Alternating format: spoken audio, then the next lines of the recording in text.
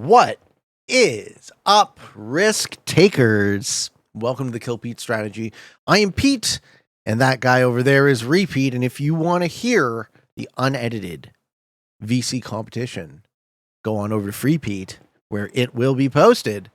Links are in the show notes below. What you're going to get here is you're going to get my analysis of the games, and we're doing round 3 of the Risk Grandmasters Tournament Season 9. And let's let Repeat over there introduce the players. What is up, risk takers? Welcome to the Kill Pete strategy. I am Pete. I'm a top player in Risk Global Domination, a daily release on YouTube. I have a weekday stream on Twitch, and if you are interested in getting better at the game of Risk, I invite you to subscribe to my channel. Come along the ride with me. What we're doing today is we are competing in Week 3, Round 3 of the Grandmasters Tournament Season 9. I am competing against 5 other Grandmasters who have fought their way through the first 2 rounds to make it here, and in no particular order. We are playing against a Moo Bao tournament winner, flying the flag of Canada, 1,084 hours, 1035 to 781 record. That's a whole lot of games, sir. This is my account playing as Red. 2,060 hours, 5,877 games, gone 2198 and 720. We're playing against Chris, 3 Canadians. Chris, 141433, also from Canada, 1518 hours, 1840 and 1717. We're playing against Quarantine, flying the flag of Svalbard, and Jan Mayen. Quarantine with 226 hours, 71 and 145, playing as Black. The blue player's Patience Dagger, flying the flag of Antarctica. Patience is 579 hours in the game, 44 and 830. And finally, Winifred the Elder playing as Orange, flying the flag of Norfolk Island, 672 hours played, 570 and 478. We're all in this VC. Good luck. Good luck. Good luck. Let's go. Yeah. Good luck, guys. And this is going to be a series of 3 games. Single player advances. So the winner of the first game advances to the semifinals. The winner of the second game advances, and then the winner of the third game advances. And what are we doing here? We're doing settings, 70% domination on Earth 2209. No modifications. 90 seconds unstable. 90. All right, ladies and gentlemen, we're going to go to double time. Turn the voices off. If you want the VC element of the competition, it is available on Free Pete in an unedited form. What I'm going to do, I'm going to talk about the analysis. I'm going to talk about the decision points that I made this game and all of the things that caused the cookie to crumble the way it did. We see blue in the first position is Patience. Orange is Winifred. Black is Quarantined. Magenta is Chris. I'm in position 5 as Red. And the final position is a Moo Bao. It's White. So I see immediately I have a decent line for the top left. And then blue puts in, I'm just like, hey, bud. Get out of my bonus. So 2209 is a large map. I think it's 86 territories without the blizzards. With the blizzards slightly less. So everyone's starting with at least 4 troops, probably more, because I'm in the second last seat. I should be starting with, I think, 7. We'll see what I get on my turn, but 7 is more than enough to take the +4 of Canada on the first turn. So North America is 2 +4s if you can hold it. And it really looks like, other than the blizzards, the North America play is just where I have so many troops. So Black stacks in Mexico. Looks like Winifred is going for Northern Europe. So spheres of influence are already starting to develop. I think we see Black here. Magenta, Chris is in the bottom right. I'm next to act after Chris. So Chris is going for the +5 Oceania. Problem with that is there's a lot of material to punch through. 1, 2, 3, 4, 5, 6, 7, 8 troops to take his +5, whereas I only have to hit 4 troops to take my +4, and I'll get it on the first turn. I start with 6, not 7, because someone took me under the requisite number of territories. And yeah, we don't lose any troops. We do get great dice. I guard on the portal, expecting my opponents to be good neighbors. Alliances are on. We're able to talk, and this is 70% domination. We see Moo Bao have a free Russia take, and he can guard out on what was a massive +7 but it is distributed because that blizzard splits the bonus. So if anyone were to hit him in Russia, which as we don't expect Grandmasters to do, but if anyone were to hit him, he would not be able to take that bonus very well. Patience Dagger still in a bunch of places. Looks like he's on the back foot, and we will sort of see that not taking a bonus on these settings is quite bad. So me taking one turn one and Moo taking one turn one will put us in a heavy lead. We do see Winifred take a +4. It has to hit a 3 stack of blue. Blue's already down to 16 troops. Starts to look like they're the fish. Where does Quarantined go? Quarantine could move into North America, but he still doesn't have a clean line to take it. So he completely pivots to taking Southern Africa as well, which is a +6. He doesn't take it on the second turn. So we see blue, we see black without bonuses. Chris splits successfully, gets his bonus on the second turn. We're doing unstable portals. So one turn the portal's open. The next they shift and close and so on. I figure since nobody's taking the other piece of North America, I just take everything else out of it, and I have a strong claim. We have an appearance by the original Schmopus man, Reginald Schmopus Boy, GH, ladies and gentlemen, helping me with the high-level risk strats. He's the true Grandmaster, as we all know. So, Patience, the blue player, still working on a bonus turn 3, has most of South America, has a couple of ancillary positions. We're going to expect that they lose here. We're going to expect that they lose here, so they'll only be in 2 places. And without a bonus, without those additional troops, you do become the fish pretty quick. So some negotiating going on. I don't love Winifred's 11, but I think he sees which way the wind is blowing. He pulls his 2 out, giving me a second bonus on my third turn, which is just dandy. My only further question will be, I would want to be in a second position. If I hold 2 bonuses, that's fine. I don't need a third, but I definitely want to be in more than one place. So everything else on the rest of the board is singles. We do see Chris leveraging his Oceania position, puts a 5 in North Africa. Chris hedges, so he goes with a bunch of different positions. I'll pause here. I actually don't love this play, Chris. So if I was Chris and I was holding 1 bonus, I think I would maybe focus on 2 exteriors, but I think 3 is overkill. And the downside of that, of course, is if you have too many weaker exteriors, then they're more likely to get picked off. I think Chris is insisting on his future of card taking, and he wants to be in more places. And this is very much a style question. But if I was playing it, and you'll see how I play it, right? I like to have 1 strong position that's generative and 1 strong exterior that's hunting to capture the 70 in the right moment. Let us continue with the game.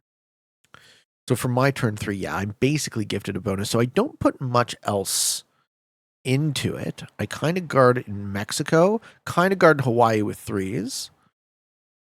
Oh no, never mind. I put all into it. That's interesting. Why? I guess I didn't trust Winifred. Okay, so that's an error in my reflection. That's an error in my own play, right? I don't invest in any of my exterior positions, which I think is a mistake. I think a wiser move here would be to have at least some troops exterior, but we'll see how it goes. Amubao puts a 7 on his portal, so he's guarding his Russia strong. A 13 and a 10. 10 on portal. Okay, blue hits, consolidates into their single position, gets bad dice. They're still off a bonus. So blue is pretty much cooked here. Black has actually less troops. Black has a bonus. They're going to get +6 now. Okay, Winifred takes a +7 on top of his +4, so he has really strong generative position. Blue loses an exterior 3. So black is now up to 29, blue down to 18 troops. They're absolutely the fish on 4 cards.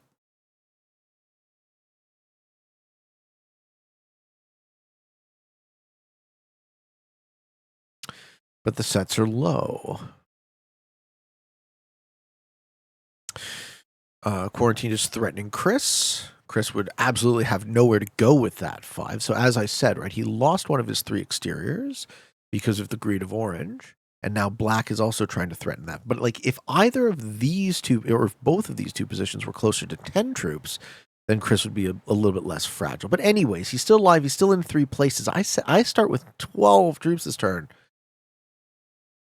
Start with 12 troops this turn. What do we do? What does a Peteman do in this sort of situation? Just takes a card. I think I had the blue kill there. But it was, 18 for 4 cards. 4 cards worth 6 troops at this point in the game. No one's set yet.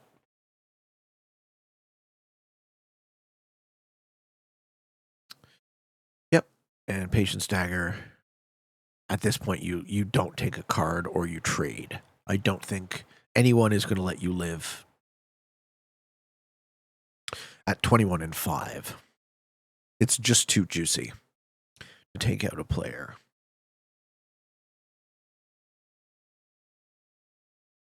Portals are closed. So in order to take out a player, you really have to have good lines. I have 13 of my troops locked inside of myself up in Alaska, which is another error in my game. I need those troops to be active. So my fortify was bad. I guess I prioritized pulling troops out of a Moo's position. I guess my thinking is that someone can kill blue. It doesn't have to be me, and that still advantages my position. Pete's having a good time.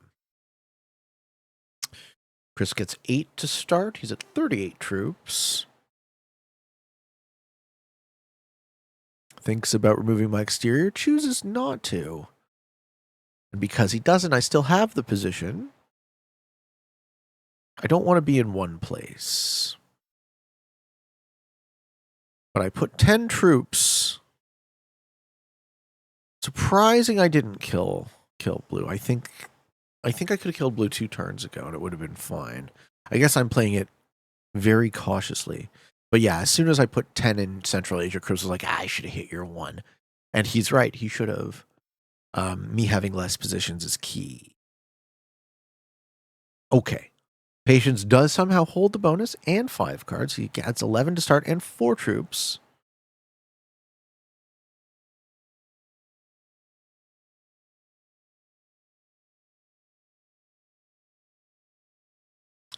Has 5 in Central Asia, 3 exterior ones, and then his main position is an 18 3-stack guard on South America.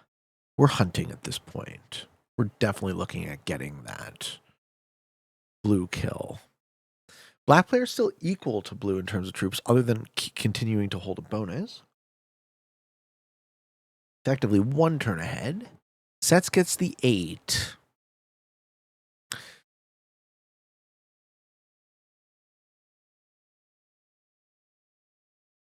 And he takes a card and passes. I'm sure Chris is thinking here, we need to be in a safe place. Puts more material in his generative position. 14 and 11. Threatens black. I think this is also scary. I think black hits that. So I don't think you want to keep troops in there. I think if I was Chris, I would have probably moved this way and consolidated into my 12.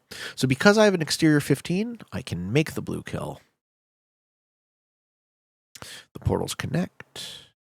Didn't have to split, and I don't. I get just enough dice to do it. But because it's before Moo has traded, I only get the 15 for my trouble. So I go a bit negative in troops.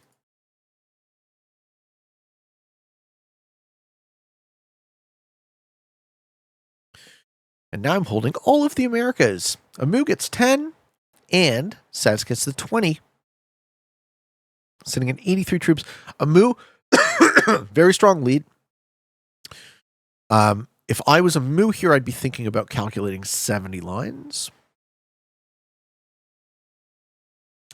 He has fully half of his material on portal, but that portal's going to close. So here is a game-losing error by Moobound. He saw it.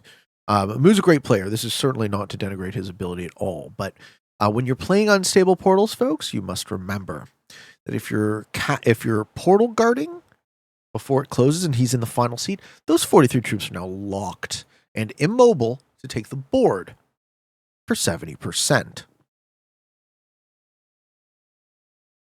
I think a Moo with his troop lead is very well positioned to win this game if those troops were active. Winifred breaks two of my positions, and I'm saying, okay, fair enough. I was very scary with all of the Americas, but you guys got to let me hold South America. You got to give me something, right? A +7 is fine, and they don't agree.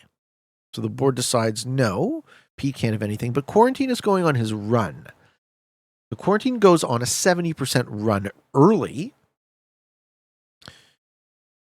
which opens up the board. And as I said, if a Moo's troops were active, and we're not even close, right? 56 territories. We're not anywhere close to 70% here. And often you want the 70 runs to occur on open portal turns. So after that, he goes back to you, Madagascar. 67 troops. I'm at a low 42. Myself and Chris were the big losers there. I went from a very good, maybe not game-winning position to a losing position through a failed 70 run, and we all know how this goes, right? You see failed 70 runs all the damn time. I just have to reconstitute my bonuses and guard it and hope to not die. We were expecting a Moo would win here, but of course a Moo has almost all his troops locked.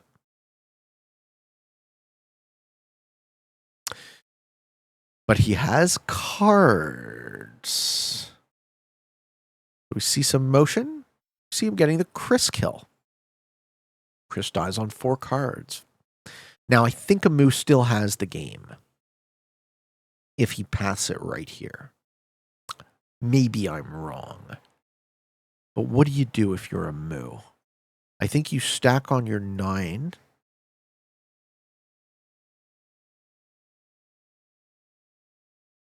Take all of my Americas, probably. You'd want to get here, too. I think a Moo has the win here. I do. But I don't think he has the clock. We see him thinking, and that is... And he removes a Pete exterior. So that could be a feed, right? Removing my exterior gets me dead. Yeah. And Winifred wisely makes the kill on me. I would do that if I was in his seat. And once that occurs, that's game. He'll use my 4 cards to set, get 30 extra seconds, and take the remaining percentage of the board. GG, and congrats to Winifred the Elder, our first semifinalist from the group. And good luck in the semis. This game is over.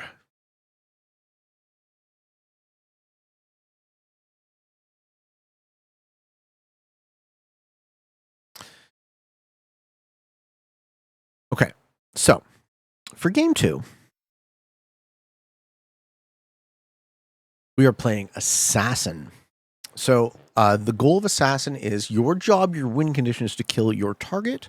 If someone else kills your target, then they become your target. I have been given black player who's Patience Dagger, formerly blue player last game. The black player from last game is playing purple. Chris and Amu are the same colors. Chris is magenta. Amu Bao is white. We're playing Bohus Fortress. 70%. So you could also win the game. It's Assassin or 70%. You could also win the game just by taking the 70. Regressive 70. My target is black. So I'm immediately calculating black positions and black kills. I am the inaugural Assassin's Tournament champion. Assassin really speaks to me. I love the mode. I somehow negotiate a +4. Chris gets a +4. I negotiate a +4 with him in the middle. I think if I was... And that +4 does come in handy. I think those extra troops are necessary for me to just push through kill blocks. And we all ally up. We all talk. Right? Black puts in a bunch of his exteriors. My issue with trying to kill Black is he is in a bunch of different corners. Right? He's at very far ends of the map. So Black is in a number of different pockets. And we're going to want to reduce the number of black positions. So we see 1, 2, 3, 4, 5, 6 black positions currently. I do have to hit a Chris 2. And I do roll a 3 of 1, but we do get our +4 turn 1.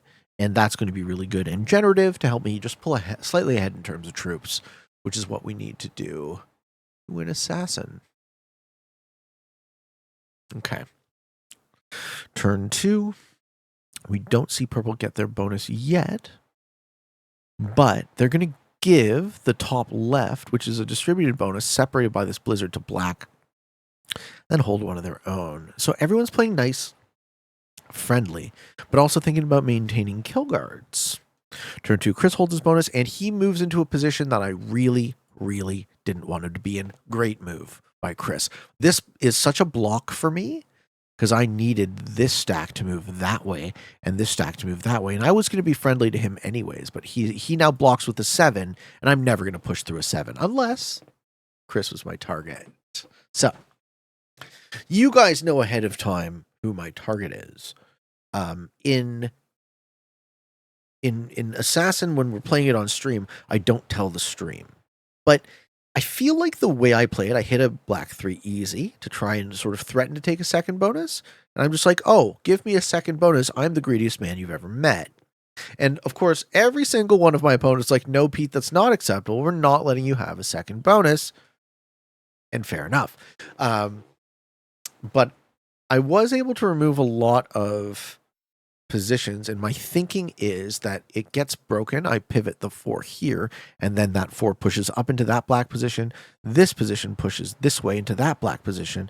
This pushes this way, and then all I have to worry about is how to hit that. And you can already see I'm not making it terribly, terribly hard to figure out who my target is. Black does hold a bonus, so they're getting +3. They distribute their troops in a bunch of different places. I figure we lose this 2 stack at some point. So a move breaks me. Makes sense. So I do pivot the 4 to my 3. Because my real goal was not to take that bonus. My real goal was to go that way,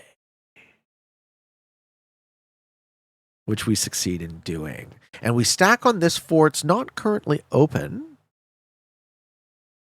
But this is my main stack that's going to be making the kill on that side. So I get my card in the bottom left, remove a kill guard of Chris, and then, of course, I can go out this way again and make it look like I'm just taking board position, but I'm actually threatening most of my target's positions, okay?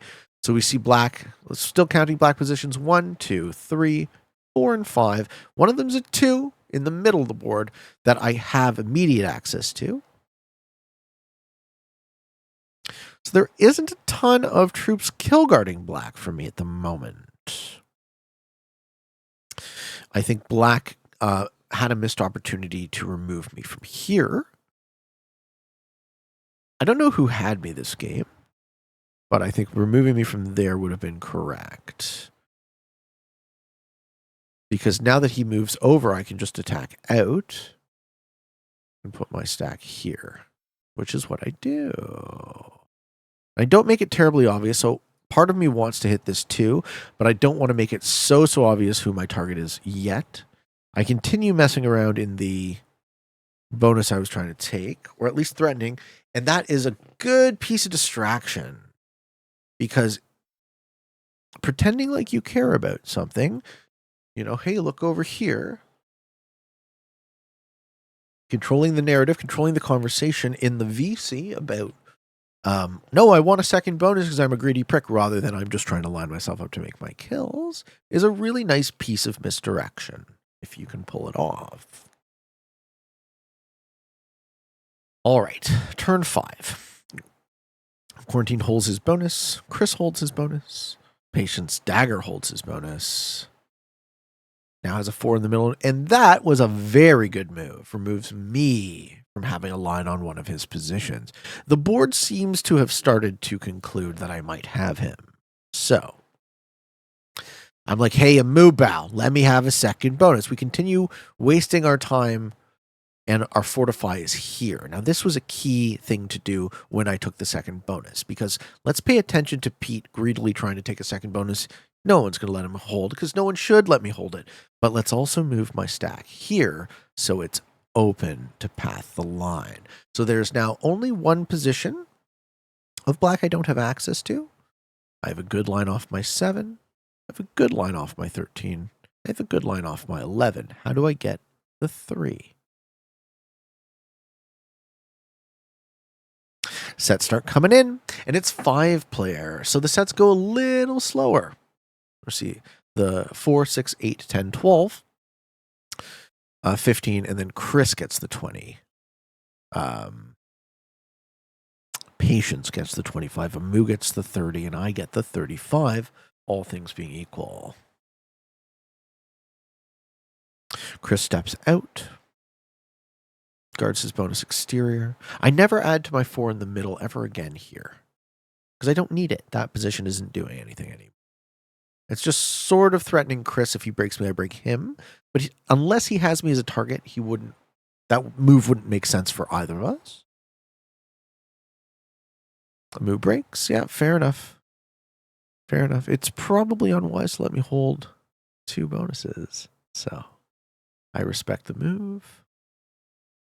But I don't stop with the bluff. I insist on this bluff.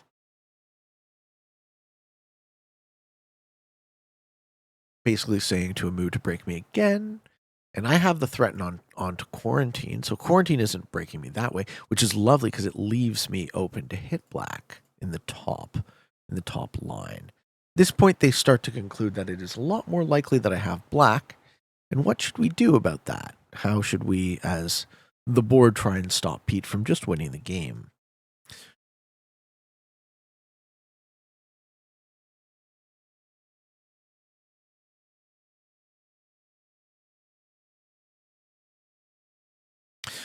Yeah, Chris stacking there blocks me.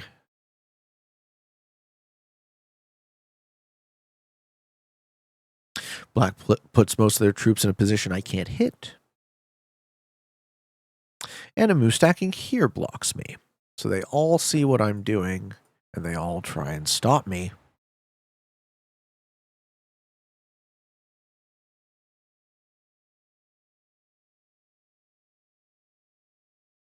And now I'm conversing with the people. They're like, please, take your 28 out of my precious second bonus I'm totally never going to hold. But the blocks are up. They know what I'm up to. So I'm going to take a card on purple. Remove a purple position from magenta, just in case. Putting purple and magenta at 2 opposite ends of me, essentially. Just in case one of those guys had the other.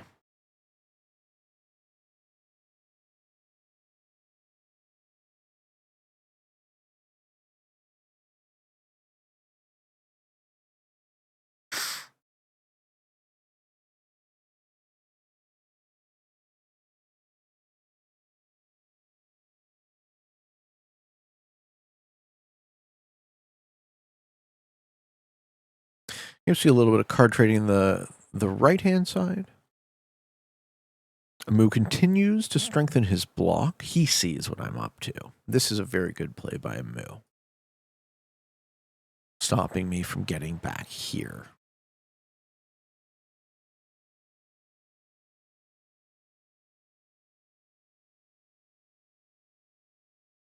We're just thinking.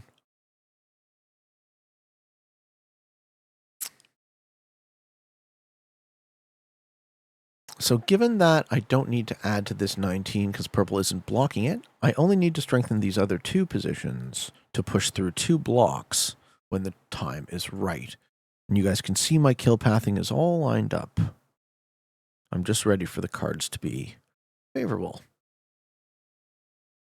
So nobody sets early, which means Chris is getting the 20.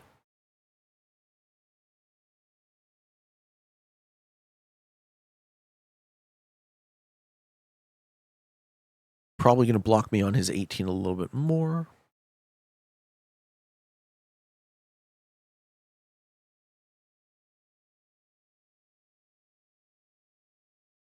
Patience gets the 25. So now I have to just deal with the fact that he has more troops than me. So in order to kill a player, you have to make sure that you can win the rolls on them, let alone pushing through an additional, what is it now? 23 and 26 troops. A moose set. It's going to be more. 25 and 52. Okay. Pete sets gets the 35. I'm close, but I don't quite have it. So I strengthen my advance up here to a 30. I strengthen my other position to a 35. And my main, that has to push through two 26s and an 11 up to 46 troops. And we get a set on 3. So I'm going to go to real time, and we're going to see how Pete executes this.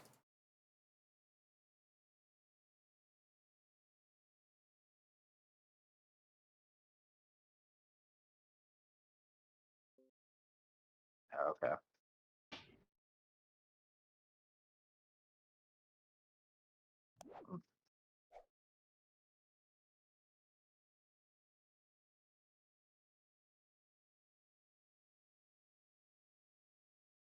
Just thinking about what numbers I need to push through.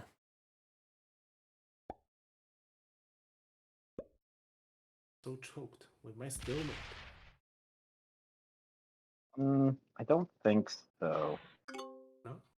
I think eventually it happens.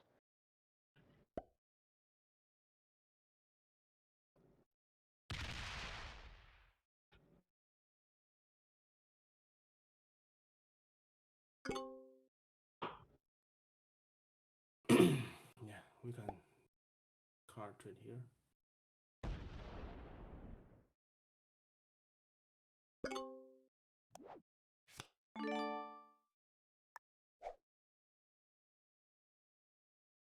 Good luck, Pete. Thank you. Oh, I see it coming. Ooh. It is black. Okay. Yeah.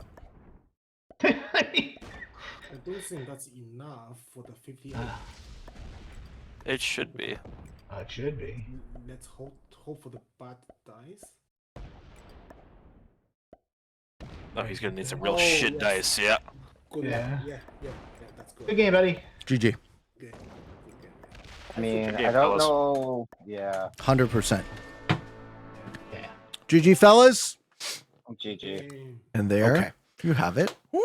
Ladies and gentlemen, the old Peteman makes it to the Grandmasters semifinals. I have competed in the GM finals thrice, gotten second place twice, and I really, really love this competition. I'm grateful for Parlox for putting it together. The creative settings, he's really pushing the envelope as much as he can. And this is the highest form of competition in our game, in my humble opinion.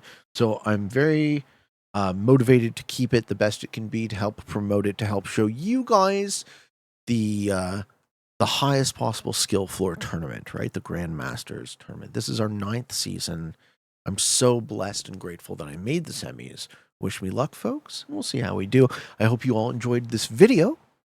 Assassin really is my vibe, I suppose. And as I said, if you would like the unedited VC competition, that is available for you on FreePete.